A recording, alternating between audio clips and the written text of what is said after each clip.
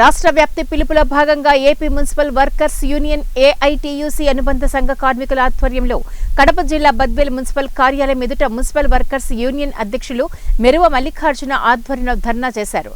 అనంతరం వారు మాట్లాడుతూ గత ప్రభుత్వ ఆధ్వర్యంలో మున్సిపల్ కార్మికుల సమ్మె సందర్భంగా ఇంజనీరింగ్ కార్మికులకు నైపుణ్యత కలిగిన వేతనాలు ఇస్తామని హామీ ఇచ్చారు.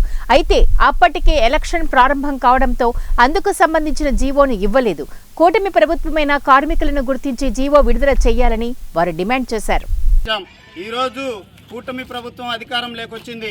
కూటమి ప్రభుత్వం కూడా ఒకరోజు పవన్ కళ్యాణ్ గారు కూడా చెప్పారు, మీరు మాకు దృష్టిలో ఉన్నారు, మేము మిమ్మల్ని ఖచ్చితంగా మీకు ఏదైనా మంచి కల్పిస్తాము, పర్మనెంట్ చేస్తామని కూడా ఆయన హామీ ఇచ్చారు. ఈరోజు అడుగుతా ఉన్నాం, వచ్చి కనీసం 5 నెలలు పూర్తి అవుతా ఉంది.